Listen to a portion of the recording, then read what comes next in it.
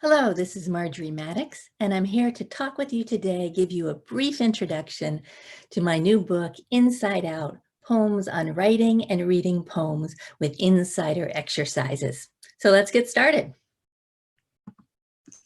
This is a book that is geared toward YA, middle graders, parents, teachers, but really anyone who is interested in learning more about poetry. We all know those students who carry around notebooks and scribble frantically. I was one of those students.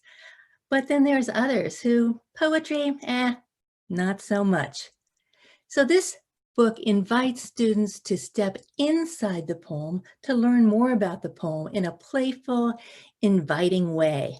So I start with poems on how to see a poem, hear a poem, taste, smell, touch a poem, how to befriend a poem.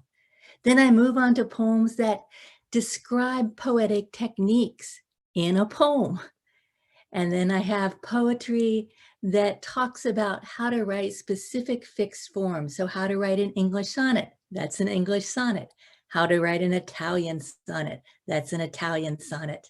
And then I end the book with a bunch of really fun, interactive exercises that I've used at the university, elementary, middle school, and high school levels, and now even on Zoom. So lots of little tricks to kind of fine tune towards a specific audience and then take it away. So here's how to see a poem. Close your eyes. What swims behind your lids lights imagination. Sometimes you'll recognize flecks of what is or what was. Sometimes specks of speculation will filter in, or fine strands of never, never land will land in the inner world of mind.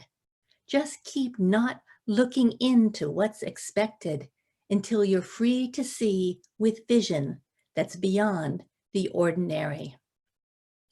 So this is a great poem to open up the discussion about what is a poem? What can you do with a poem? What can you write about?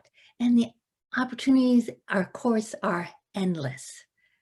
How to hear a poem, which is in the shape of the canal of an ear.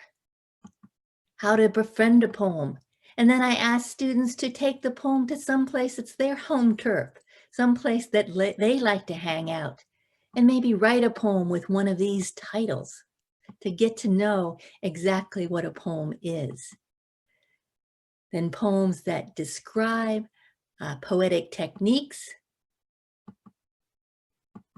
and some exercises to go with those. And then how to write an English sonnet, that again is an English sonnet, an Italian sonnet, how to text a triolet. And here's this one, how to write a villanelle, which uses the repetition of lines.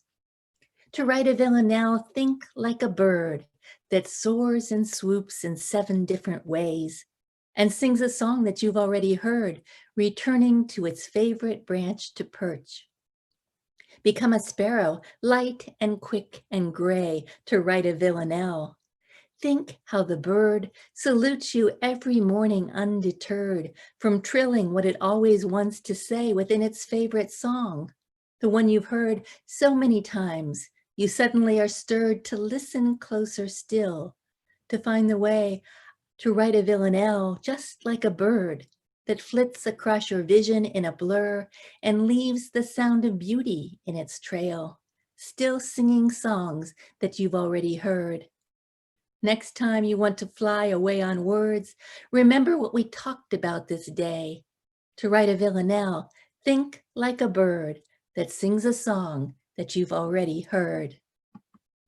And then how to write a sestina, fishing for sestinas, how to write yourself out of a paper bag when you have writer's block. And then again, all these great exercises that are really just a lot of fun that allow people to kind of dive in, to get to know a poem and to step inside of the poem to learn more about it. So thanks for listening today. I hope you'll take a peek inside this book and step inside the poem. Thanks so much. Bye-bye.